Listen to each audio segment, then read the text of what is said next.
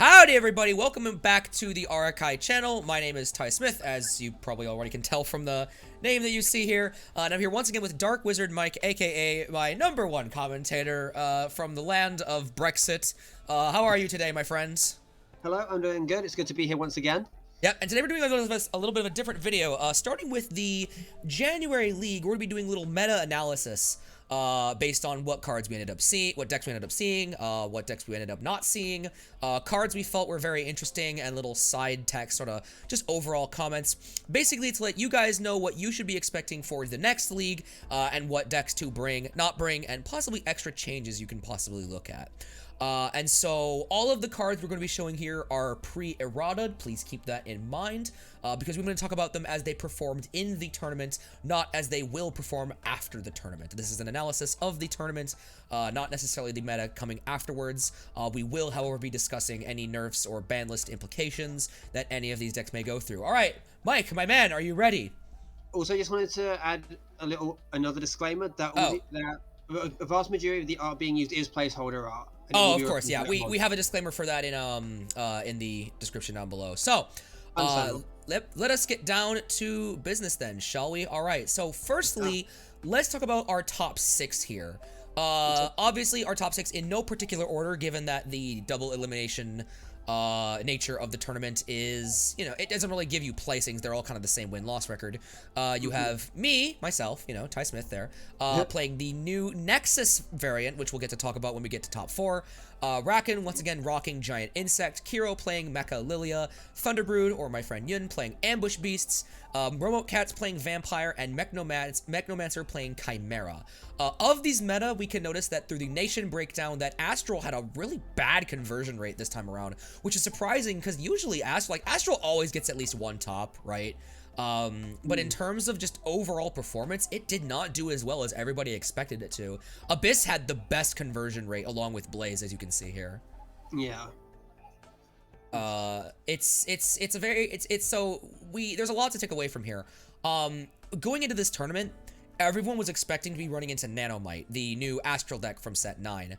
And that deck actually scrubbed out of the first 2 rounds of the tournament, and it was no longer a threat. And so all the side deck slots that everyone was teching kind of just poofed away. Like, Nanomite was not as powerful, but what we ended up seeing was that decks that had resilient long game, good field control, because these were the things that people were expecting to see when running into Nanomite. You have Nexus, Chimera, and Vampire all there. Ambush Boost going in because it's a new powerful deck, and Mecha Lilia just because Mecha's toolbox is just incredible at this point. And bees are there because, you know, it's basically ritualistic at this point. Yeah. From day one. Since day one, bees have always been a thing. I will say, no maligned in top 6, which is very surprising. Yeah, especially since the new Anazel stuff came out recently. Yeah, no one really was playing Anazel, I don't think. We had a Dunkelvogel player and someone playing, shoutouts to Adagnister for playing, Kriegsherrin Control? I saw a glimpse of that deck, and Kriegsherrin Control was actually kind of based from what I saw of it. It worked really well from what I could tell. He unfortunately lost because time zones are OP. Yeah. Time zones OP, please nerf. Please nerf the time zones. Overall, though, you can see that, well, let's move on to top 4, and hold on, let me change the image to top 4. Let's change to top 4, and let's see what we got here. So obviously, first place we had Mechnomancer with Chimera. Congratulations to him. Second place we had Remote Cats running Vampire. Third place you had me running Nexus, and fourth place Kiro. Both Ambush Beasts and Giant Insects scrubbing out of the top 6. And we can see here that turns out Shingen being able to nullify everything and deal 10 damage was not as impactful as basically Divergence. Yeah, I don't know, because I feel like when I came across this after our match in the first round, actually. Yeah. Oh, did you cut out? Because oh, he's cutting out. Have cut out. There you go, you cut out, you're good. Continue, yes. Yeah, I think when it comes to like the whole like Nexus versus Divergence debate, it depends on which one comes out first. Like, if you bring out Divergence first, it becomes useless to the Shingen, but vice versa. Yeah. If Shingen comes out first. Yeah, But Vampires from what always I had a noticed- good Nexus matchup, so. Yeah, but in the way that the new Nexus stuff works, it's not very often Shingen's going to be coming out before Divergence at this point, because Yeah. Divergence can do it a lot quicker. One thing that Remote Cats did take very big priority on when fighting Shingen was he made sure that the Shingen player never reached below 10 life, as you should. And then what he'd do is he'd make a board of little weenies, sort of to act as blockers. If I clear his board, he has room to summon 12 damage and swing face. So that's one thing, and Chimera also has a similar thing.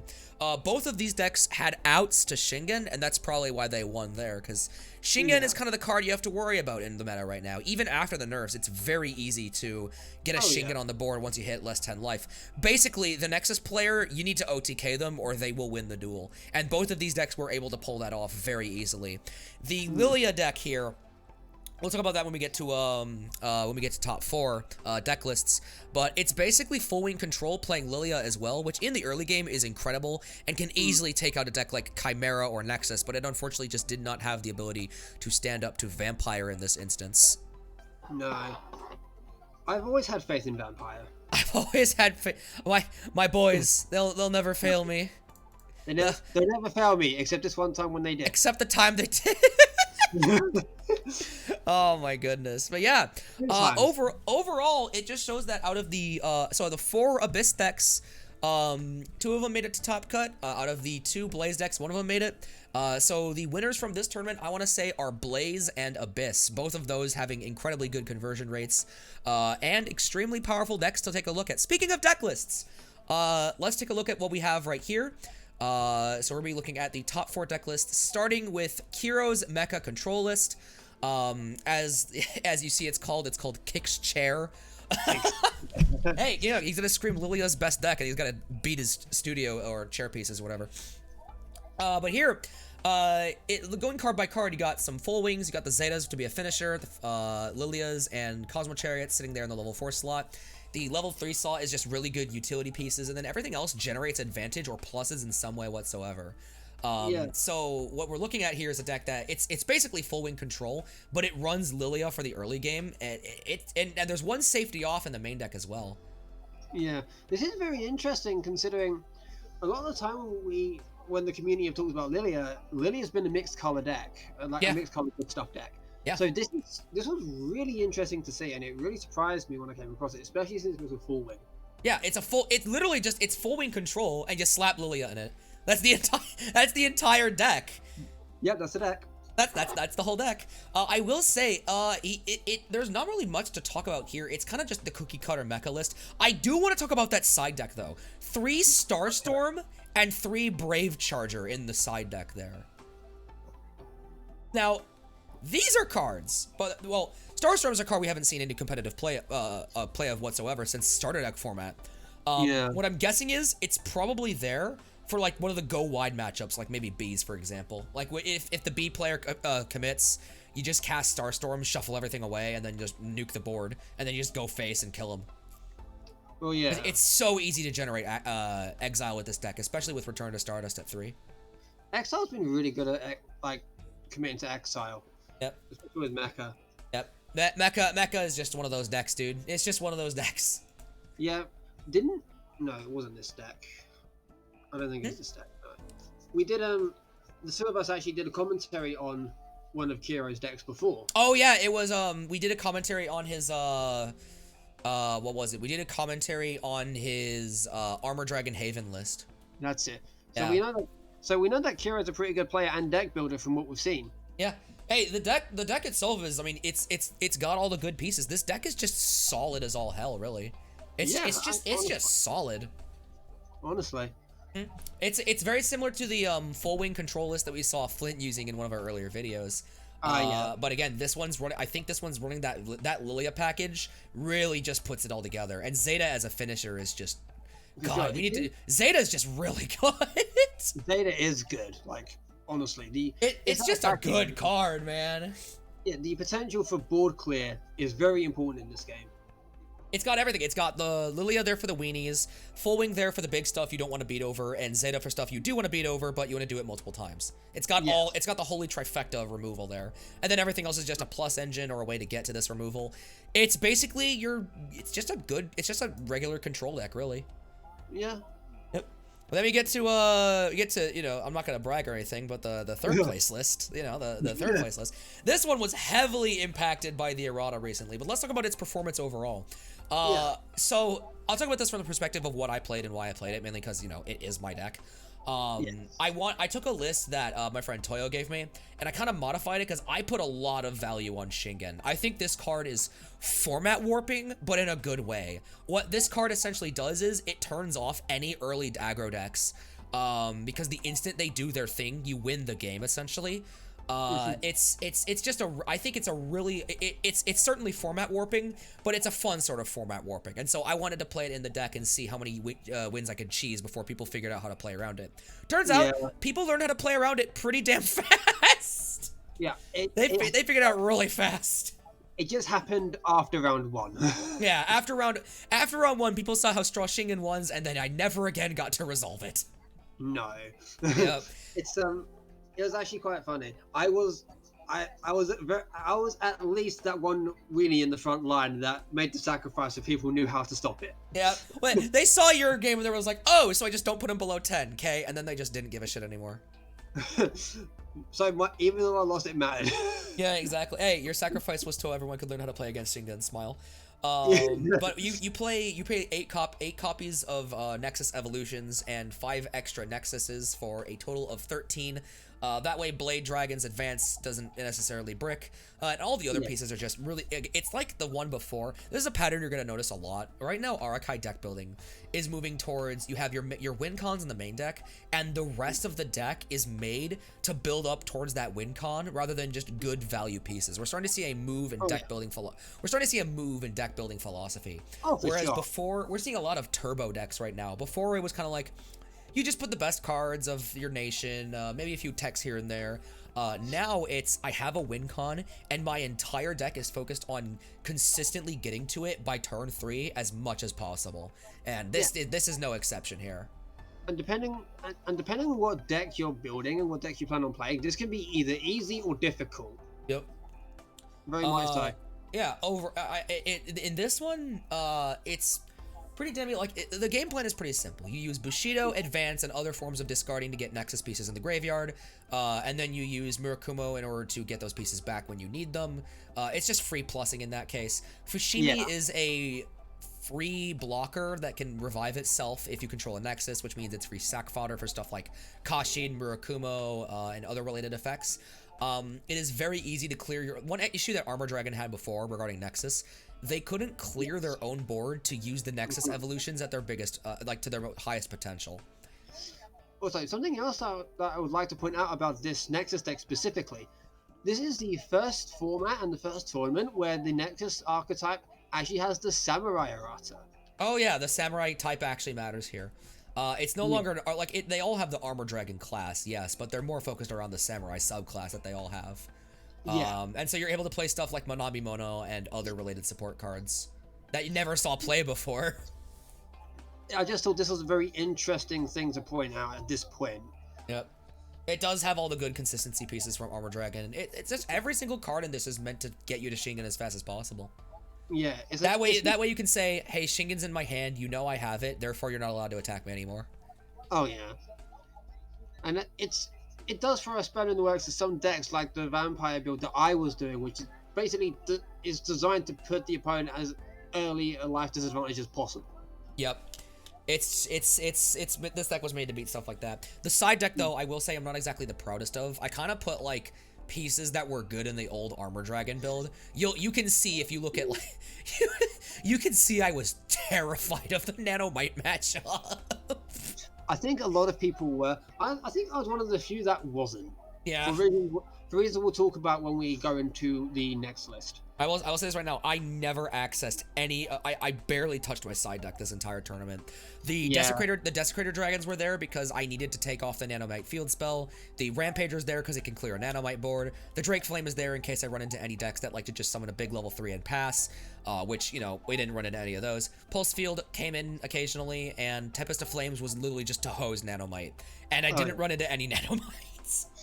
Yeah. I think that was one of the big issues with the way that this went in terms of people's deck building and sideboarding. They were expecting to find a Nanomite when, honestly, Nanomite scrubbing out wasn't entirely unexpected. Yeah. It was a deck that either was going to be amazing and take the whole tournament, or it was going to get scrubbed out by people being ready for it and just telling it to go away. Yeah, because I remember, like, pre-tournament, people were playing with and against it a lot, so figuring it out was one of the simple ones. Yep. And because of that whole thing, things like Shingen went right under the radar until, like, the beginning of the tournament. Yep. People started to just figure out that Shingen was a good card. Like I said, it's format warping, but in the fair sort of way because of that. Speaking of second place decks, though, let's talk about this vampire list from Remote Cats. Now, this one, Lamal, this one is very interesting. It is interesting. And I was actually talking to Remote Cats about this prior, because we did bounce vampire editors with both vampire players. Yeah. So as you can tell from like the main deck, he very much focused on Draculus and Baron Nosferatu, the newer level 5. Yeah. Also, his deck does focus on, admittedly, I'd say quote unquote cheesing the Lilith and Chizo. Yeah, those two were. This deck is definitely going to be hurt by the errata, but for the tournament, it really helped it survive the early game. Oh yeah, for sure. What basically this means now is that this deck has to fully commit to Divergence, which isn't the worst thing ever. Divergence is still a very good card. I mean, yeah, I'd argue that, but then I suppose with like certain deck building options and variations, it could be like a detriment to the vampire deck entirely, because now every vampire deck feels forced to play Divergence. I don't think it's necessarily the worst thing. Like in this list, you still play Lilith because she's a free giant beatstick during your turn that can also trigger all your vampire effects. And Chizo not getting powers at the end of the universe, it still blanks an attack on summon. Yeah, it's not the worst thing ever. I think it's fine, but it more the implication of if you play this class, you have to play this.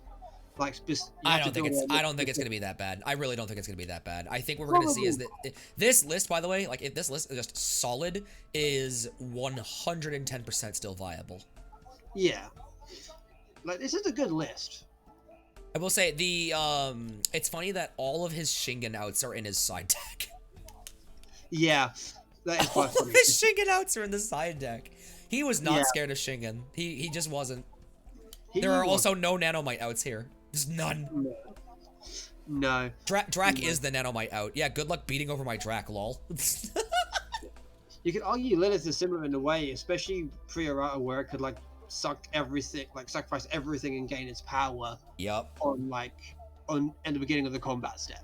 Yep. Overall, it's yeah, this list also, I will say, I did in fact play into Abyssal Grasp at least once. This card is still very good. This card is still very, very, very powerful. I actually thought about adding Abyssal Grasp myself. Yeah. But it's in my side because I use Scorned Rage, as I am very committed to Divergence. Oh yeah, both builds are possible, but this Drac build definitely it got there. It got there really well because it doesn't need to build around Shingen. It doesn't need to worry about Shingen. It by itself already has a really, really good Nexus matchup because Divergence is a card. Yeah. Like, Nexus's power gain does not matter against this deck. No. It just doesn't. Divergence just murders it every single time, dude. Genuinely. But speaking of decks that can murder Nexus, let's talk about Chimera. Let's talk about Chimera. This deck is insane. This is probably one of the... I was really fascinated by this deck. Yeah. As someone who actually thought about playing Chimera before. Can I just mention how little spells he's playing? Like, look at that. Look at the sheer amount of allies he's playing. I'm pretty sure that's just how you play Chimera now. Yeah, like, what spells... Aside from Catacombs of the Forsaken and some of the other combat trick stuff, or not even combat tricks, really, just stuff that focuses on... They're just consistency pieces, right? Like... Yeah.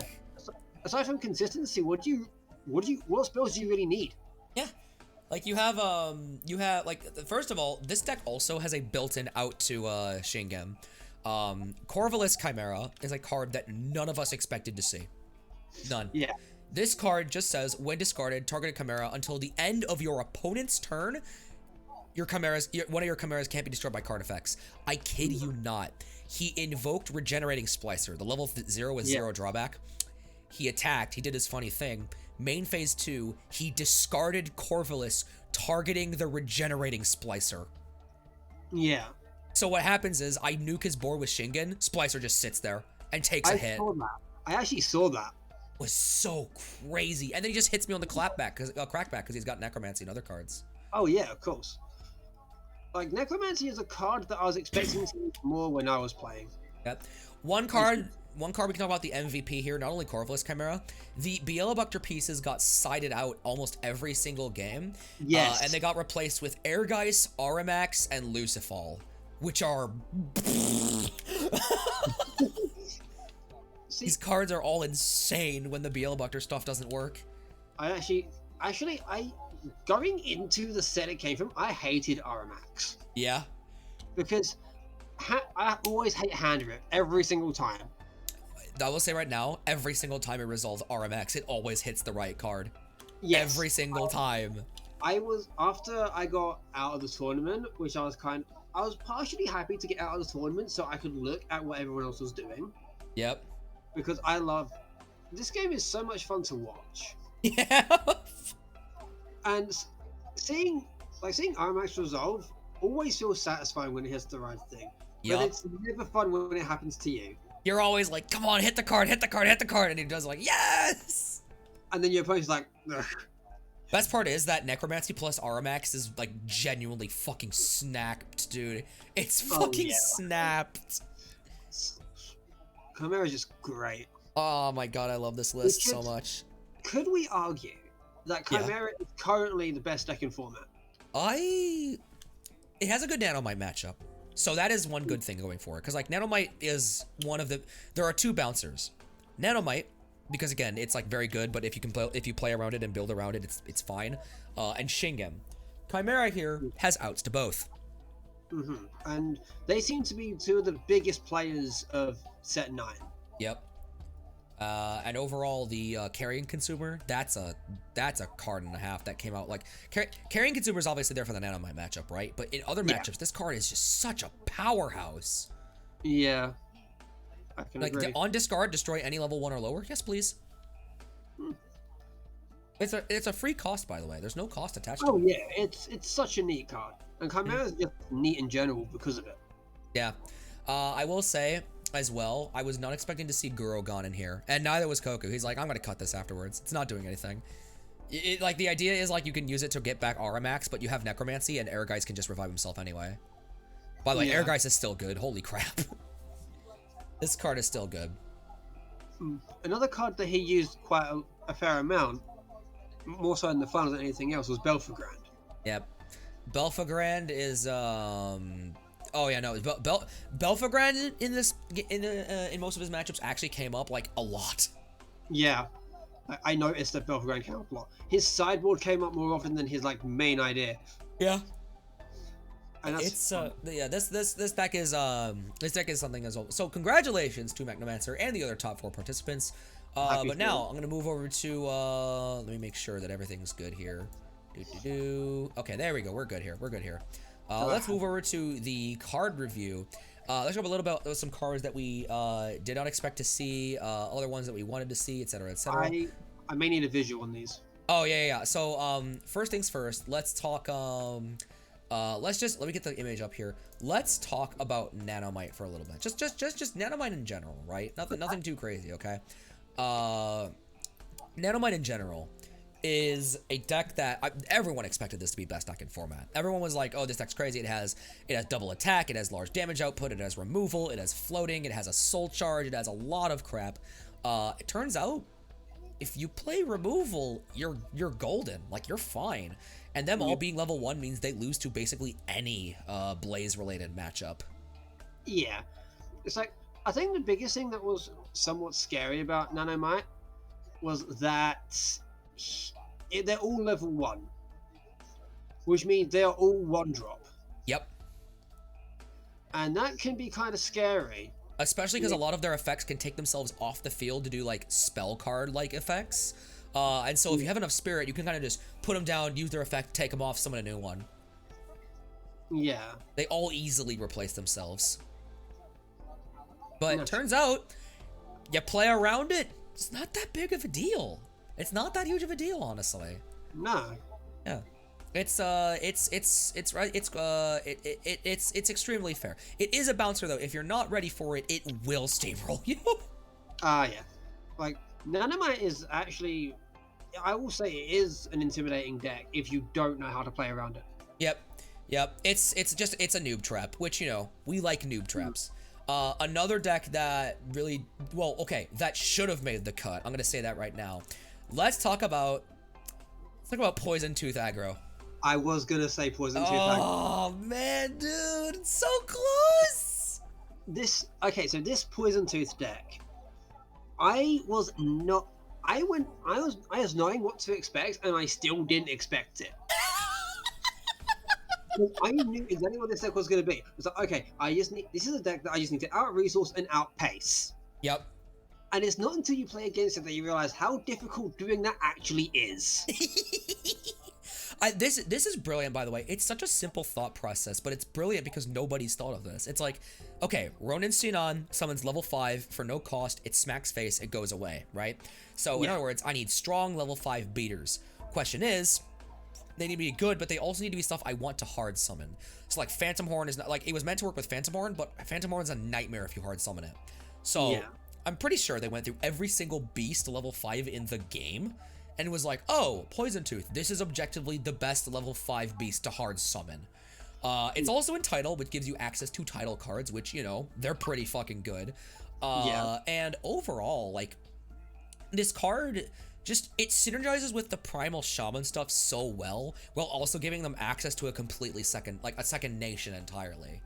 And like, Poison Tooth in the right matchup is insane control. Yeah, so the best things about this deck is that it kind of has the best of both the swarming of Primal and the control of Tidal. It's just a tempo deck. Like, it's literally just a tempo deck. Yeah. And yet it's Poison Tooth aggro. Yep. You can easily, like, you use Poison Tooth to control the game state until you can hit the Ronin into Poison Tooth and go for game. Like, that's basically the game plan. Yeah. I will say the pilot behind this, Diana, is working on a new Poison Tooth build that looks spicy as hell. So spicy. When I went up against this deck, I went in thinking, okay, cool, just outpace it, out-resource it, you'll be fine. And then Crab Rave. Crab Rave. Oh yeah, let's talk about Crab Rave, a card that, even though it's getting an errata, wasn't as impactful as we thought it was once. Like, okay, it's kind of like Shingen. You see it once, you figure out what it does, and you're just like, oh, on God, that's it? Just like that? Yeah. I never really got a chance to like try to play around it because in the game 2 it only came up. It only ever came up in turn 1. Mm-hmm. Like when I was playing against Diana, it was the opening move was Crab Rave. Yep. You open Crab Rave and you call it a day. That's literally how this card works. If you don't open Crab Rave, you don't play it. As simple as that. I think we're having some good. If you don't have enough allies in your opening hand, you are not clearing that board. Yeah. I will say though, even though it did end up, it does eat your spirit though, which is why this card is somewhat balanced. But it's another card that, I mean, we didn't expect to see, but here it is, making some stuff in Poison Tooth aggro. The title engine gives it access to Shelled Beast stuff, which is insane. Like, the Crab engine is a really good resource engine for the early game, and then you go into Ronin to close it out. As well as like primal stuff such as Prosperity of the Woodlands. Yep. Which gives you new spirit almost entirely. Oh, yeah. You start off with it anyway. Another card, or deck rather, that we did not see any cards from whatsoever, or any representation of, is surprisingly, we did not see any Amarauder.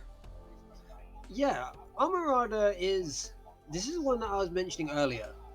I mentioned this earlier, how we didn't really see it played in the league at all. Like, no one played it. We saw Dunkelvogel. Yep. Because I think a lot of that was to do with like the new toy syndrome around Vogel because there was a Yeah. bad first. Hey, it's a really good control deck now. It literally It's an nearly infinitely recurring board nuke if you don't have an answer for it. Oh, pretty much. And it's kind of it can be scary, and it was the worst matchup for Vampire. Yeah, no, who doggy. A deck that focuses solely on being destroyed, getting exiled is not the one. We can talk about that in a little bit. First, let's talk about I want to talk about this cool stuff that Almarauder have. Abominable Anazel is kind of crazy. Like, yeah. 40k beater, that's already really good considering, you know, it's ginormous. Level 6, that's a lot of damage. Pretty cool. Cannot be destroyed by card effects. Yeah, this is the one that, this was the concern. Yep, that's, oh man. It also has the same effect of when it's engaged, it destroys all cards in the field, but it cannot be destroyed by card effects. So it literally says, at the start of your turn, nuke the board. Yeah. You gotta out it now or you're not outing it. And I'm surprised we did not see enough of this considering in testing outside of the league, this deck did numbers. Like, this deck did a lot of, like, we're definitely seeing it next league. Yeah, I'm wondering if that's why we didn't see it this league, because they wanted, like, it's entirely possible a lot of people just decided that they wanted to play other things just to even up the playing field, maybe. I just think it wasn't nobody realized how like crazy this card was until like just now, I want to say. Maybe, yeah. Speaking of malign decks that we found crazy, all right, let's talk about Vogel. Let's talk about Vogel. Let's talk about Vogel right now. Yeah, Vogel. My other boy. My other boy. This card's fucking cracked. Oh yeah. Is this Manifold or the Manifold? Yeah, Manifold's cracked. Manifold is. It just like when it's removed from the field, you can add like exiled cards back. Yep. It once per turn puts an exiled thing into its core. You do it over and over and over again. If the longer it stays on the field, the more stuff you get back when it's destroyed. Fun fact: you can in fact just hard summon this, target an exiled Dunkelvogel, put it in there, and get it back. Yeah, you can hard summon this. That is what Wolferus did to me at one point. Yep. But the only time someone who's playing Manifold does that is when they're desperate. Yeah, no, like it's a thing you can do, but it's not something that you'll always pull off. But it's really fucking cool. I really like this card, especially because hey, now he's a literal phoenix. Let's go. He is in fact a literal phoenix. Yep. So we can expect to see this a little bit in the next league. One more deck that I'm surprised people brought, but only one person brought it. Was, if I can pull the image up, where is it? There it is. God Lizard. One person brought God Lizard, and it's not the person you think it is. I know it's not the person I think it is. I know what he brought. Yep. I'm surprised no one's playing this. This card is insane if it gets ready, if it gets the whole thing off. Oh yeah, it is. If you get all the effects, it is a double attacking immune giant chungus. Yeah, I played against it a little bit before the tournament because that's what convinced me to bring vampires into league. Because like, okay, this vampire deck and the build I had was doing really well against practically everything that I went up against. Yep. It did good against a variant of Armor Dragon. It did good against God Lizard. It did good against Mecha. And these are things that I was expecting to come up again to see. The only problem with like I suppose my performance now that I look back on it was the fact that I didn't see a lot of like early game. Yeah, no.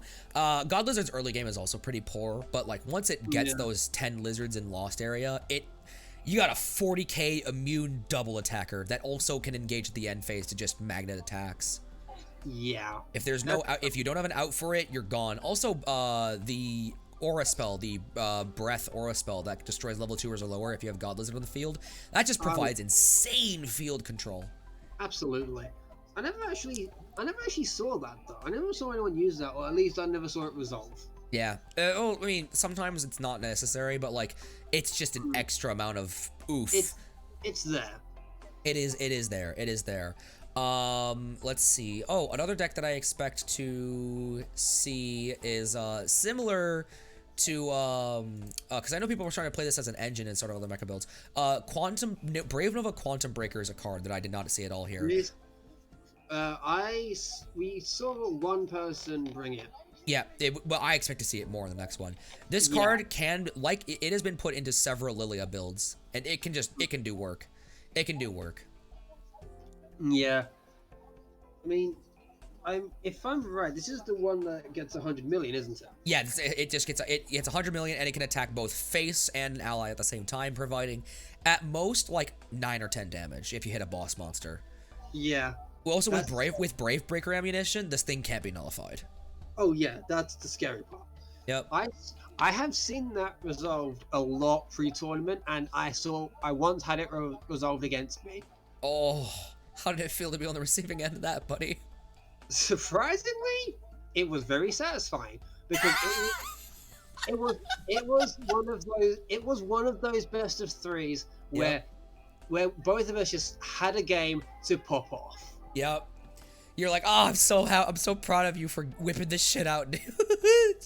Like, me being the player I am, I got Vainglory off, which I'll take a note on that later, but I've done so consistently. Yeah, no, especially, hey, Vainglory getting that out consistently now, like now that it's getting all that buff, ooh. Yeah. Beautiful. It was beautiful at first. Like, honestly. Yeah. And people would have been saying when Vainglory first came about that, oh, it's really hard to get out. It's not that hard to get out. Yep. Like, you just need to build your deck around doing it. And it's worth. And it's worth. It is. Like, I was going for a really clean record before the tournament. Yep. Hey, let's talk about let's get Vainglory on the screen right now. Talk a little bit about this boy a little bit, because he barely saw any, other than you, he saw no play, which is surprising because this card's kind of insane. I think Remote Cat's used him once. Yes. Oh goodness, it is very late where I am. Hey, well, you're in Brexit land, so. I am. One deck that people just now figured out cards for is Blast Bones. Before, people were like, oh, he's so cute, I want to build a fun casual deck around him. And then people realized you could play cards like Halo Ascension and other related shit in this deck. Yeah, so we're probably gonna be seeing some Haven Abyss builds. Dude, Halo Ascension plus Blast Bones just turns it literally, like, if you get Blast Bones, Halo Ascension, and the Aura spell for Blast Bones all in the field, Blast Bones goes from when it dies, both players take 1, to when it dies, burn 1, gain 1. Which is... Yeah. Oh! Yeah. That's kind of scary. You also have Vorshok bringing them back and giving them Death Touch, essentially. Like, oh god. Oh god. Bring them back, give them Death Touch, swing in, kill 2 things, gain 2, burn 2. Like, oh god. Considering Blast Bones and God Lizard came out at the same time, I was very surprised that someone brought God Lizard but no one brought Blast Bones. Oh yeah, that's true. Blast Bones is one that everyone's kind of working on. People have been doing testing with it as of recently in casual games, but we can expect to see a little bit of this maybe next league. I think we're gonna see the same meta as we saw earlier with, like, but this time no one's preparing for Nanomite, because everyone kind of realized that, oh, it's not, we don't need to worry about it if we just play around it. Yeah, like, what even is the big deal about it anymore? Well, I mean, it, again, like I said, if you're not playing around it, it will kill you. No questions asked. It is a extremely high ceiling combo deck that, like, it goes off the instant the game starts. It's more that that's probably what people are thinking now. Yeah. Like, what even were they afraid of? Yep. What else do we have in this format? Anything you want to talk about in this format that you either did not see representation or did not see enough representation? Honestly, just Haven in general. Oh yeah, let's talk about Haven for a little bit. We didn't see Haven. Haven had how many, based on top 6, how many Haven did we get? We got like 1? Yeah, we had 1 Haven. I don't even know what that was. That was a hybrid deck from somebody playing it with Ronin as well. Oh yeah, I remember. Yeah. Like, outside of Vampire, I play Haven mostly. I play Knights. I'm experimenting with Celestials at the moment. Yeah, both Melina and Priest got some fucking crazy cards this set, and no one's playing with them. I think a lot of that is because Angel and, like, especially at the moment, Angel and Priest, and especially Priest actually, aren't particularly popular. That's fair. Like, Priest isn't a very popular build, and not a lot of people play Angel either, but more people play Angel than they do Priest. Yep. we have someone we have BB right now experimenting with a Cadenza Lilia list, which it does the Lilia control stuff early game, and then in late game you Cadenza for game. Because like Cadenza is capable of doing like 10 damage. That's the new Angel fusion, isn't it? Yeah, it's capable of doing 10 damage easy. You go Melina Evo Cadenza, boom, 10 face. Yeah, that sounds about right. Yep. Gather pieces, go, smash. Sounds about right. Sounds about right for set 9. Yeah, I mean, the meta right now is gather your pieces. If your opponent is open, smash them for 10. That's basically the meta right now. Literally big number format. Big number format. Hey, I mean, at least all these big numbers are play aroundable. Am I right? Most of them. Hey, whoa, sir! I'll have you know that you just need to get good if you play against Shingen. Just get good, bro. Smile. I wasn't talking about Shingen, but sure. I joke. We also have. I'm talking about the immune, not Godzilla. Not Godzilla. We do have in terms of priest, it's basically better base Evangelia, because not only does it have menace, which that's a free 6 damage to the face right there. That's a free 6 damage to the face right there. Yeah. But after that, like in main phase 2, you can pay all your life and nuke a board very easily. Yeah, that is true. And considering they gain so much life now, like it's very easy to get this to go off and still have a lot of life left over. I vaguely remember someone thinking about using the inverse stuff specifically with Maligned. Yep. Oh yeah, no, you can easily get that to go off, especially because they got a few cards that were made to support that playstyle for lore reasons. There have been thoughts around that, and going back to Armor Dragon and Shingen for a bit, someone was testing out like Malign Shingen for a while. Oh yeah. They were trying to do an Exos Shingen variant. Yeah, they decided that just didn't work. Yeah, I will say, set 10, you will be able to play Malign Shingen, and you will be able to do it with pride. Yeah, I can't say what that means though. Well, that's fine. I'm just saying, roll on set 11. Yeah, boy. We got a lot of hype stuff coming up. But I think overall that just means we're basically good to go on this meta analysis. Takeaways from this are that Nanomite, stop side decking for it, smile.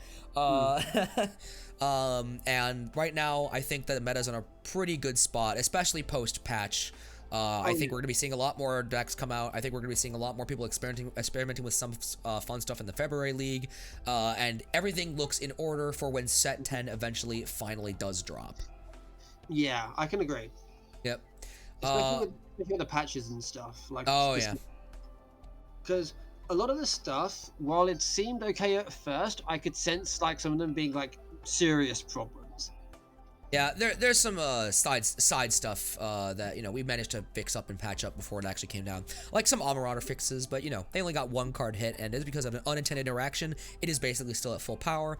But with that, this has been your January 2022 monthly league meta analysis. We'll be doing these probably for every league that has something interesting or noteworthy, maybe with new sets coming out. Set 9 format is looking fantastic. Guys, do remember that if you want to play in the leagues, that there is a Discord link down below. If that link doesn't work, because we've been having a bit of a weird thing with our links recently, I can give you a new one in the comment section. Also, be sure to like and subscribe to this channel here. Let us know any comments, questions, concerns, what deck you will be bringing to the next league. Maybe decks you want to try and experiment with. Maybe stuff you want to see more of on this channel. What's up? I have several. Oh, okay. Then ask away, my friend. Well after the video, you twat. Hey, it's my word. You can't use it. It's my word. It's my British word. You can't say that. Oi. Do I look like a fucking twat to you, mate? No comment. No comment. Shut your ass up. But yeah, overall, thank you guys so much for watching, and we will see you in the next video. Bye.